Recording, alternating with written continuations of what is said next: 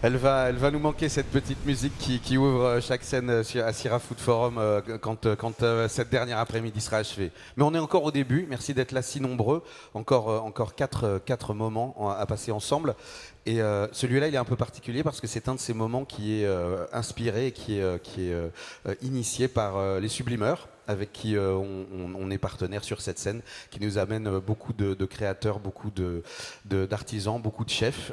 Cette belle association dont tu fais partie, mais on va en reparler dans quelques minutes. Je vous demande d'accueillir, pour parler de cueillette, pour parler de ces magnifiques plantes qui sont là et de comment elles se traduisent en cuisine, tout d'abord, s'il vous plaît, d'applaudir Sébastien Bruyé du restaurant Ail des Ours Stéphane. à Amiens. J'ai dit Stéphane, ça part mal, hein. On est mal barré. Voilà, ça commence très très bien. C'est la dernière journée, c'est normal. Stéphane Bruyé de l'Ail des Ours à Amiens, s'il vous plaît. Enchanté.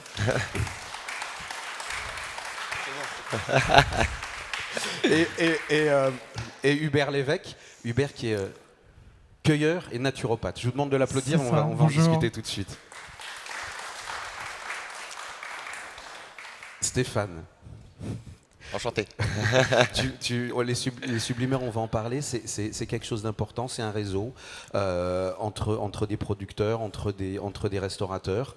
C'est une vivacité qui est née dans les Hauts-de-France depuis quelques années. Ça permet de la mise en réseau, en relation. Toi, tu en fais partie depuis combien de temps? Depuis quelques mois maintenant, je ne saurais pas dire exactement, je n'ai pas compté, mais voilà, j'avais une volonté d'intégrer ce réseau pour déjà échanger avec toutes ces personnes que contient ce réseau.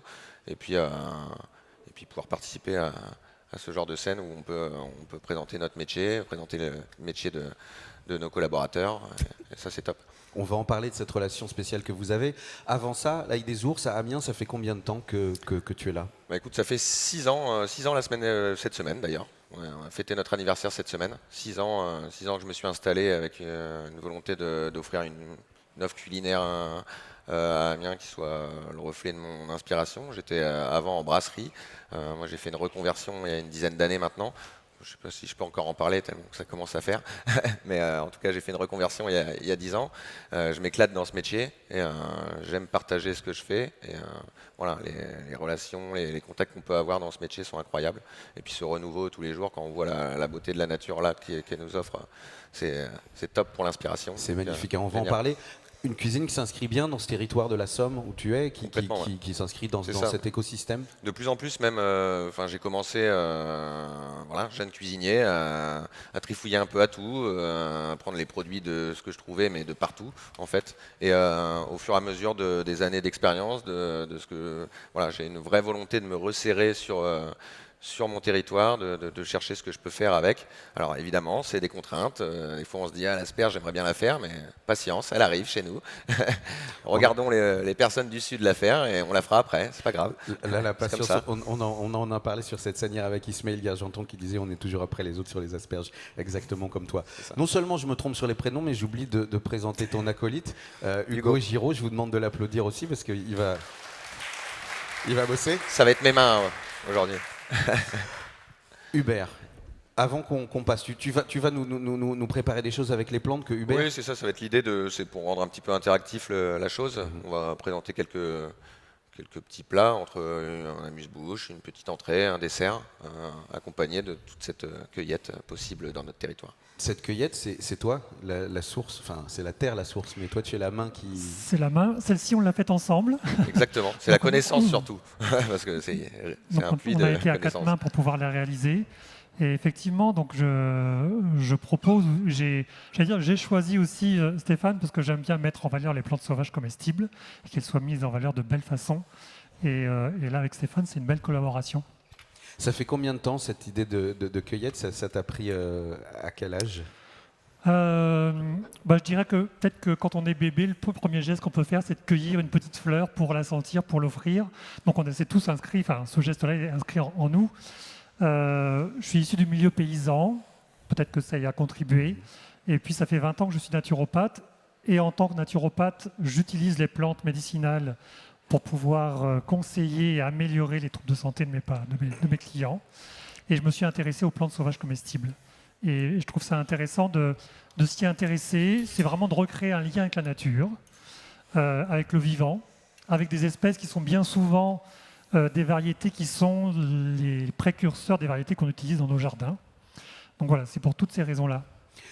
Tu le disais, hein, Stéphane, cueillir, c'est quand même aussi savoir, avant toute chose. On ne peut pas cueillir n'importe quoi. On peut pas, d'abord parce qu'il faut respecter la nature, mais aussi parce qu'on ne peut pas manger n'importe quoi. Eh bien non, tout n'est pas forcément, c'est pas parce que c'est naturel qu'il n'y a pas de danger. Bien évidemment, il faut aussi connaître ces plantes, avoir des notions de botanique, faire des formations avec des personnes qui s'y connaissent pour vraiment reconnaître sur le terrain, suivant les différents stades de la vie végétative, la plante, comment elle se présente. L'accueillir au bon moment, l'accueillir la bonne partie, voilà, qui va vraiment développer une saveur particulière. Donc oui, il y a vraiment une connaissance de terrain surtout. C'est pour ça que tu accompagnes les gens. Hein. Moi, je vais Oui. en forêt, je ramasse des choses, ça va mal se passer, je risque d'abîmer. Ça peut. D'abord, Ça peut être dangereux. il y a ça aussi finalement. Quand on cueille, on peut aussi endommager, cueillir au mauvais moment, c'est aussi nuire à l'écosystème. Oui, c'est vrai que je cueille dans des endroits où les plantes sont bien représentées. Bien évidemment, si je vois une espèce ou un individu d'une espèce qui est présent à un endroit, je vais lui laisser la possibilité de conquérir cet endroit-là et de respecter la plante dans ce que je vais cueillir. C'est-à-dire que si je cueille une fleur ou une feuille, elle va pouvoir continuer sa vie végétative. Voilà, de respecter la plante dans la cueillette, dans le milieu dans lequel on est, et après d'emmener les personnes pour pouvoir, en utilisant tous les sens, le toucher, l'odorat, voilà, tout ce que la plante peut dégager comme énergie pour pouvoir reconnaître cette plante-là dans son milieu. Il faut comprendre et donc il faut apprendre pour comprendre ce qu'on cueille. Oui, tout à fait. J'en fais un deuxième. Stéphane, est-ce qu'on peut évoquer ce que tu vas cuisiner, ce que tu vas préparer? Bien sûr, ouais. Voilà, Avec Hugo a réalisé un petit crackers là. Souvent on le sert en amuse-bouche. C'est un crackers à farine de seigle. Là on l'appelle le crackers du jardin parce qu'on a une belle représentation un peu de la saison avec quelques asperges vertes, des carottes, des radis, du navet en différentes textures, aussi bien en pickles, acidulés qu'en accru. Et le petit condiment qu'on a mis en dessous, c'est un beurre d'ail des ours. On a fait un beurre d'ail des ours, on l'a fumé après au foin. Et comme ça va donner un petit peu ce côté gras qui va rendre gourmand ce crackers. Et puis l'idée de crackers du jardin, c'est après, on peut le condimenter justement avec tout ce que la nature peut nous offrir. Et en fonction de la saison, en fonction du jour de la cueillette, de notre inspiration, de ce que Hubert m'a ramené, de ce que moi j'ai trouvé aussi, parce que j'en fais aussi de la cueillette de plus en plus. Et l'idée, c'est de venir agrémenter ça avec, là, on a un petit peu de thym serpolé. Voilà. L'idée, c'est vraiment qu'à chaque bouchée, quand on va déguster ce crackers en introduction d'un repas chez nous, on ait une saveur différente. Donc, on a différentes plantes comme ça, fleurs surtout, parce que là, on est sur une belle période en ce moment. C'est la bonne saison. Hein. On a commencé à travailler, enfin, ça fait des années qu'on se connaît. Moi, je l'ai rencontré dans un atelier de cueillette et cuisine, en fait, qu'il faisait sur la baie d'Auty. Et on s'est croisés 2-3 fois. On disait, ça serait sympa que tu puisses cueillir pour moi, etc. Parce que, clairement, on n'a pas vraiment le temps d'y aller tout le temps. Enfin, c'est ce que je pensais, parce que je le fais de plus en plus. Et à un moment donné, j'étais avec ma compagne et j'étais là. On a plein de choses à faire, mais je me barre. Je suis parti en cueillette et le fait d'être parti en cueillette, ça m'a inspiré, ça m'a permis de trouver autre chose, trouver une idée de recette qui actuellement est au restaurant et qui est bien faite, quoi. Parce que j'ai besoin d'avoir ce contact avec la nature. Moi, je viens aussi de la campagne. J'ai toujours été au bord de l'eau à pêcher. Je suis un vrai pêcheur passionné. Donc voilà, je débarque pas de la ville pour dire d'un seul coup il y a des herbes. J'ai toujours un peu baigné dedans, quoi.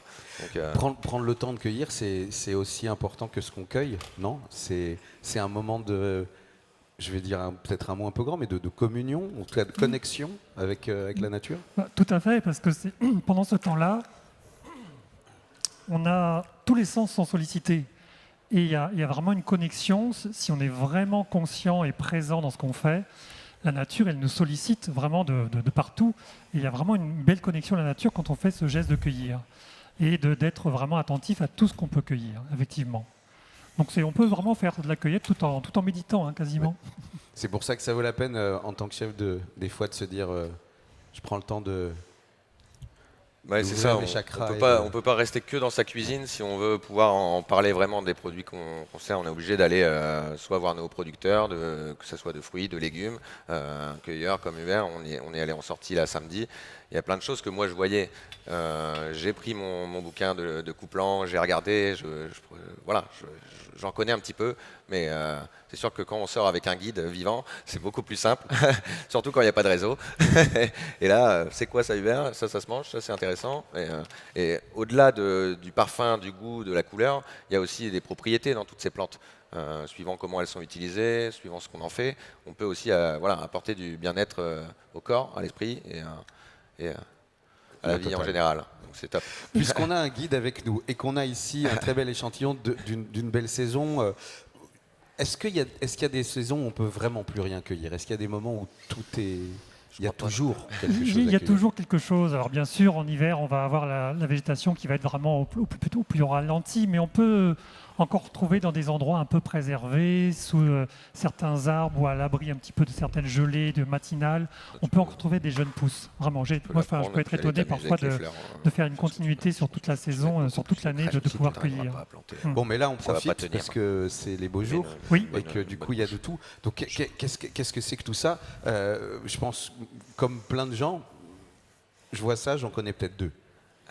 Peut-être, oui. Alors, j'avais envie de m'arrêter sur ce que Stéphane a mis là comme petite fleur sur ce petit crackers, parce qu'il y a un petit thym serpolet qui est un peu particulier C'est dans le celui-là. sens où est là qui est mauve, c'est hein. une plante méridionale, le thym, et qui est présent chez nous dans les Hauts-de-France, tout simplement parce que parfois sur certains endroits, sur des coteaux calcaires bien exposés au sud, c'est une plante qui peut se révéler être présente dans notre région, même si elle n'est pas forcément très chaude. Et il peut avoir un parfum vraiment assez intéressant. Ensuite, cette fleur jaune, ça c'est un jaune comme le soleil, et c'est vraiment la plante de l'été du mois de juin. Là, on est sur du millepertuis, qui est une plante qui n'a pas une saveur particulière, mais qui a plus des propriétés médicinales. Pour faire la sieste. Voilà, pour pouvoir mieux dormir quand on est un peu à cas de déprime, hein, quand elle est jaune, avec ce jaune bien éclatant, elle capte toute l'énergie du soleil pour nous la redonner. Et ça peut être intéressant de la consommer. On fait d'ailleurs comme remède médicinal une huile de millepertuis avec les fleurs. À côté, ça, on reconnaît parce qu'on en a parlé hier. Oui, voilà. Et puis ça, c'est très présent en ce moment. Ce sont les corymbes de sureau noir, voilà, qu'on appelle la vanille du pauvre. Donc en pleine floraison en ce moment, avec cette odeur un peu florale, vraiment qui est très caractéristique, qui est très intéressante à utiliser en cuisine. C'est une plante qui fleurit de façon très brève. Hein. Oui, enfin là avec la chaleur de cette année, c'est un peu plus court, mais sur une quinzaine de jours, elle est quand même présente. On peut encore trouver quelques fleurs un peu sur des sureaux qui sont au nord. Qu'est-ce qu'on a ici à côté de ces belles fleurs? Là ici, on a différentes plantes. Ici, on a de l'armoise. C'est les têtes d'armoise, on en parlait samedi, que ce serait intéressant de les faire en tempura ou voilà, directement. On peut parler la branche par exemple. Ouais, c'est ça. Tout à fait. Assez aromatique et on garde l'arôme de la plante quand elle est utilisée en beignet. Alors là, on est sur les fans de carottes sauvages. Oui. La racine, je ne sais pas où elle est passée, mais, parce qu'il y a aussi des carottes dans la nature. Et voilà, suivant la période dans laquelle on va cueillir, la racine sera plus ou moins développée, suivant si la plante elle a pompé un peu toute la racine pour se développer, ou si elle est à son début. Et sur des fans comme ça, on prend juste la fan ou on prend la carotte avec? On pourrait prendre la carotte parce qu'elle est quand même plus aromatique. Hein. C'est un peu comme la carotte du jardin. Première année, elle va faire vraiment sa racine avec les quelques feuilles qui captent l'énergie du soleil. Et deuxième année, elle va faire la tige pour faire les fleurs et les fruits. Première année, c'est plutôt la carotte, la racine de la carotte sauvage qu'on va pouvoir prendre. Deuxième année, c'est vraiment plutôt les fruits qui vont être très aromatiques aussi. Et ça va vraiment avoir un goût qui rappelle la carotte ou c'est complètement différent? Oui, ça rappelle la carotte. Oui, c'est vraiment une variété de carottes. Là, il y a des boutons floraux d'hémérocale qui sont des plantes qui sont souvent présentes dans les jardins et on peut consommer en fait ces boutons floraux et les fleurs qui sont ouvertes également. Ok. Là aussi, on pourrait faire un beignet, oui, un on pourrait faire un beignet. Là, il m'a ramené la dernière fois ces fameux boutons floraux et il m'a dit voilà, ça tu peux les faire. Enfin, moi je les fais sauter directement, voilà, juste sauter au beurre. On pourrait les manger, voilà, les associer à des légumes ou à autre chose et manger directement ces boutons floraux. Et puis là, si on continue. Oui, je m'arrêtais sur celle-ci. Ah, pardon, bien sûr. Parce qu'on a une fleur qui ressemble un petit Ouais, peu au c'est vrai que ça y sureau. ressemble. Beaucoup au sureau, mais Avec, ce n'est pas. non, ce n'est pas du sureau, c'est de la reine des prés. Donc plante des milieux humides avec une odeur un petit peu particulière d'amande amère qui est présente si c'est encore présent, Ah oui, oui. voilà. Et qu'on peut utiliser bien évidemment dans pas mal de variations en cuisine. Là, on a une petite feuille qui est très très divisée, ce qu'on appelle l'Achillée millefeuille. Ah oui. Voilà. Une odeur un petit peu relevée, piquante, poivrée, camphrée, surtout dans la fleur. Ça, Stéphane, ça va. Quand on a des choses qui ont la puissance de l'Aquilée, ça se travaille un petit peu autrement. On va plutôt. Oui, c'est ça. Bon, après, la feuille va rester plutôt douce. C'est surtout quand les fleurs vont se développer. Là, c'est vraiment que la fleur est vraiment puissante. Il faut faire attention au dosage. Évidemment, si on met beaucoup de fleurs d'Aquilée dans un plat, je pense que ça sera un plat à l'Aquilée et point barre. Il n'y aura rien d'autre en goût. Mais voilà, c'est toujours intéressant de le mettre en petites touches parce qu'à chaque bouchée, voilà. La personne qui déguste, elle va en une cuillère, elle a ce goût, une autre cuillère, elle a un autre goût qui vient. Et l'idée, c'est de s'amuser comme ça dans les plats où à chaque dégustation, on a de nouvelles saveurs. Et ça provoque un peu d'interrogation parce que moi j'aime bien que la cuisine, elle fasse réagir, qu'il y ait un peu de sentiment, mais il y a aussi interpeller, interroger. Et, Des surprises en bouche, quoi. Quand on mange et qu'on mastique. Il faut vivre quelque chose, quoi. Tout d'un coup, il y a quelque chose qui arrive. Ça m'est déjà arrivé d'avoir une larme à l'œil en mangeant des plats dans un restaurant. Je trouve que c'est important de faire vivre des émotions aussi. Est-ce que il va y avoir des variations dans l'intensité et même dans le profil organoleptique en fonction de la période à laquelle on cueille, de l'heure à laquelle on cueille peut-être aussi? Peut-être pas de l'heure, mais de la période et surtout du sol sur lequel on va la trouver. Si c'est un sol très calcaire, très chaud, les plantes peuvent développer beaucoup plus d'arômes, de substances aromatiques. Donc on peut avoir, et c'est ça peut-être la difficulté pour un chef, d'avoir de la variabilité dans les plantes sauvages. C'est que c'est pas uniforme comme une plante qu'on va recueillir dans un jardin. Si on continue notre petit voyage, alors on était à l'Aquilée, qu'est-ce qu'on a à côté? Là ici, on a de la pimprenelle avec un petit goût un peu de concombre, assez léger. Et puis ici, une petite plante que j'adore, qui est une menthe, mais une menthe aquatique. C'est que quand on la froisse, vraiment, il y a vraiment une odeur très mentholée, très fraîche. Il faut vraiment l'écraser entre ses mains. Elle contient beaucoup de menthol, en fait. C'est extrêmement puissant. Oui, beaucoup plus que d'autres variétés de menthe. Et c'est une menthe aquatique donc, qui est présente dans les milieux, plutôt dans les zones humides. On peut la manger, mais il y a un côté un peu éthéré, un petit peu. Elle a plus d'odeur, c'est plus, je dirais, facile, ou du moins plus intéressant d'en extraire l'odeur que la saveur en bouche. On l'utilise plutôt en infusion, sur des choses comme ça. Vous Ouais. allez voir, après on va présenter un petit dessert où justement on a fait une glace où on ne sait jamais vraiment dire ce qu'il y avait comme plante dedans. Elle n'est jamais pareille à chaque fois que je la refais parce que je fais en fonction de ce qu'il y a, aussi bien en cueillette qu'en culture d'ailleurs, parce qu'avec mes maraîchers, il y a aussi après les mélisses, les agastaches, etc. que j'utilise également, qui sont moins en cueillette, et ce mélange de plantes globales va donner une espèce d'aromatique indescriptible, entre guillemets, mais qui est hyper intéressante à utiliser avec d'autres choses qu'on pourrait trouver dans notre région. C'est une richesse incroyable qu'on retrouve dans quasiment rien d'autre. Enfin, on parlait l'autre jour du fait que la protéine animale, c'est très intéressant, mais finalement, c'est un peu toujours le même goût. Quand les légumes, on a de la variété, mais là, c'est une palette de saveurs et de couleurs absolument incroyable. Enfin, c'est le paradis pour un chef qui veut jouer. Là, je pense qu'en plus, on est à peu près à l'apogée de ce qui se fait en fleurs et en feuilles actuellement, parce qu'on a commencé là cette année ou un petit peu en fin d'année dernière à travailler ensemble. Il me dit j'ai un peu plus de temps, je vais pouvoir cueillir. On était en décembre ou en janvier. Je dis en janvier ça va être compliqué, mais on trouve quand même des choses. Il y a des choses quand même l'hiver. C'est évidemment avec beaucoup moins de couleurs. On est plus sur des verts, mais en tout cas on trouve et c'est tout aussi intéressant. On finit ce petit bout-là. Parce qu'après, après, on va aller en bord de mer, si je ne m'abuse. C'est bien ça. Exactement. Là, il y a un petit gaillet blanc ici, c'est très beau, ça. qui avec une inflorescence assez diffuse, avec une odeur un petit peu de miel quand on respire directement cette fleur. Des petits bleuets ici. Voilà, c'est esthétique. Là, une petite plante qu'on appelle la nossie. On peut le Et démarrer, puis là, le cerf. vous avez une plante de la famille des petits pois. Quand on voit des petites vrilles comme ça au bout des feuilles, c'est une vesse. La vesse cracca. On voit d'ailleurs des petites gousses là, juste ici. Oui, on voit. Je ne sais pas si on les a à la Minuscules, caméra. On a de toutes petites cosses. avec des petites graines à l'intérieur. Et voilà, c'est ces fleurs qu'on peut utiliser pour de la décoration. Et puis là, pour terminer, une petite plante insignifiante. Du moins, quand on la regarde, il n'y a pas forcément beaucoup de variétés de couleurs. Mais quand on écrase en fait ce petit capitule, c'est une matricaire, une camomille, la camomille odorante. Et quand on écrase ce petit capitule là, où il n'y a pas de ligule, on a une odeur de pomme verte et un peu d'ananas qui est présente.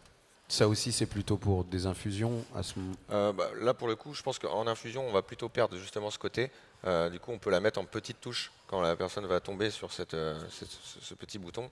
C'est vraiment impressionnant. On était en train de cueillir samedi et elle me dit celle-ci, elle est en bord de chemin, pas évidente à voir. On a l'impression que c'est une pâquerette qui a perdu ses pétales. pétales. Et en fait, non, pas du tout. C'est pas la même plante. Et on goûte, on a vraiment cet aspect. Alors on se dit, voilà, on n'a plus envie de travailler d'ananas parce que c'est pas de chez nous. Finalement, on arrive à retrouver des parfums qui peuvent s'en approcher, ne serait-ce qu'avec une plante qui est sur un chemin où jamais on aurait pu, sans la connaissance, le savoir, l'utiliser, quoi. C'est une conversation entre vous deux, parce que toi, tu connais les plantes, mais je ne sais pas, peut-être que tu es cuisinier, mais Non, je ne suis pas cuisinier. J'aime les plantes et j'aime bien les faire découvrir et justement mettre en valeur leur qualité, leur saveur, leur qualité organoleptique, puis leur saveur aussi, mais les propriétés médicinales. Mais là, c'est plus sur la saveur et les goûts. Hein. Moi, On va je dis les toujours, mettre, Hubert, il me demande qu'est-ce que tu veux. Je dis, mais peu importe ce que tu trouves, en fait, je verrai bien. Moi, j'aime bien dire ça aussi, même à mon maraîcher, ou si tu as même des repousses dans ton. Des fois, ils vont avoir tendance à la fin des brocolis, on dit, il n'y a plus rien, mais en fait, il y a une repousse avec des fleurs, etc. C'est hyper intéressant à travailler aussi. Donc, en fait, moi, je peux récupérer tout ce qui traîne, entre guillemets, dans un champ, dans un chemin, et je suis pas, il me faut 20 kilos de ça et point barre, et parce que j'ai ma recette qui est prédéfinie. C'est vraiment à l'inspiration, à l'instinct, que je peux réussir à créer des plats comme ça. Oui, parce que ça veut C'est dire des que fulgurances en fait en fonction. tu dois inventer à chaque fois ces C'est ça. ingrédients-là. Ils sont pas classiques, Complètement, ouais. il faut trouver leur application, la façon dont tu vas les utiliser. Donc il faut. C'est ça, parce que même là, en ce moment, on fait un dessert justement où c'était, nous on le faisait chocolat et cueillette sauvage. On mettait cueillette sauvage parce qu'on ne peut pas vraiment mettre chocolat et pimprenelle, c'est en fonction de ce qu'il y aura. En fait, ce dessert va évoluer. C'est ça qui est intéressant aussi. Si on l'a déjà mangé, on le remange la semaine d'après, c'est pas forcément le même parce que c'est plus les mêmes parfums, c'est plus les mêmes plantes, c'est plus voilà. Le fameux gargouillou. C'est évolutif. Ouais, de c'est Michel le Braz, fameux. Ouais. cette cueillette, ce plat emblématique qui n'est jamais deux fois le même. Impressionnant. Ouais.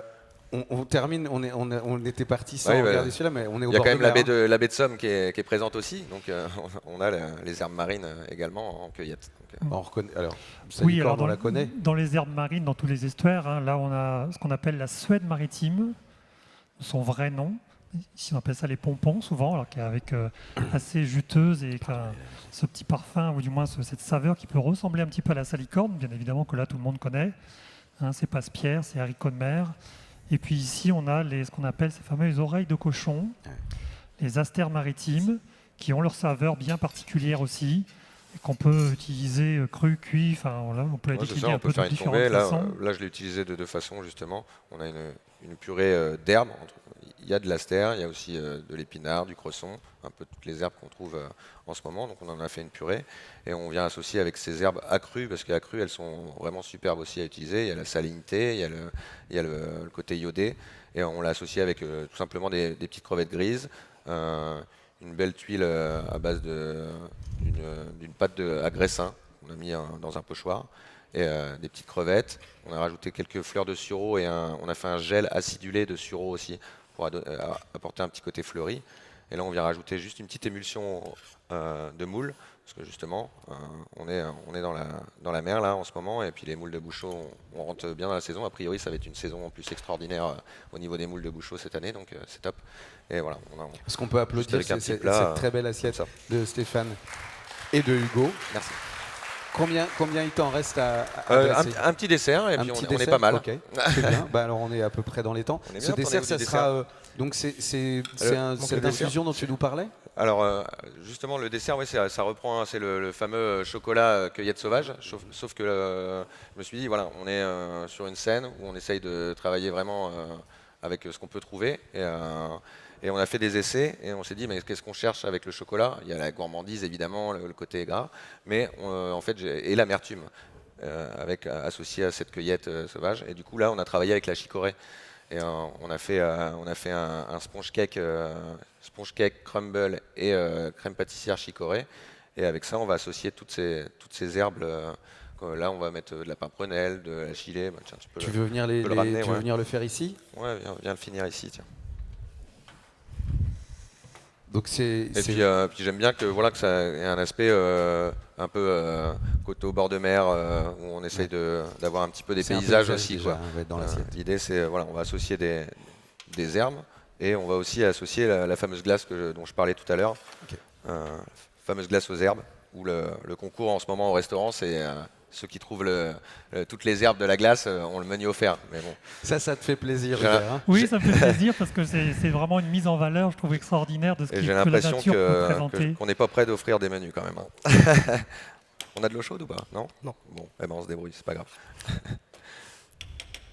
L'idée c'est associer l'amertume, le côté l'amertume qu'on aime bien dans le nord, quoi, de la chicorée, à cette fraîcheur de la plante. Là, on a un côté un petit peu mentholé, mais ça part un petit peu dans tous les sens, en restant quand même centré sur vraiment du plaisir et la texture, parce que côté frais, côté d'un seul coup l'amertume qui vient être rincée par cette plante. On a fait un petit, je ne sais pas si on le voit à la caméra, on a un petit gel là. Le gel, il est fait avec du lierre terrestre, et de la famille des menthes aussi, le lierre terrestre. Sur le côté, il est là. Voilà, Hein, c'est ça. Si tu veux. Là. Ouais.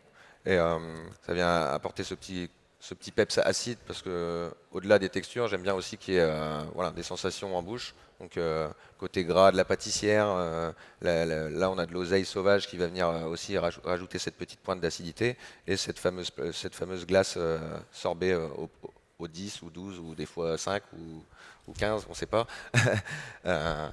Et voilà, tout ce mélange crée une espèce d'homogénéité qui détonne a priori. C'est magnifique. Je vous demande d'applaudir aussi cette très belle Merci. assiette. On dirait un jardin, un paysage.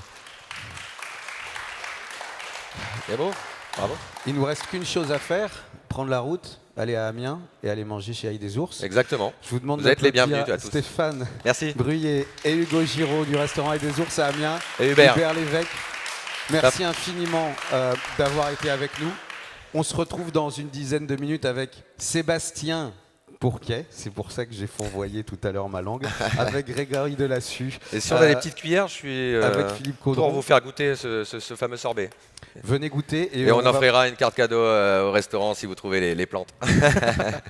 Venez goûter et dans 10 minutes on vient parler de paysannerie Nouvelle Vague avec Sébastien, avec Grégory, On n'a pas de cuillère, Justine, elle a dû me ramener dans avec l'urgence. Philippe Caudron et avec Pauline. Il n'y a pas de cuillère. Il y a rien.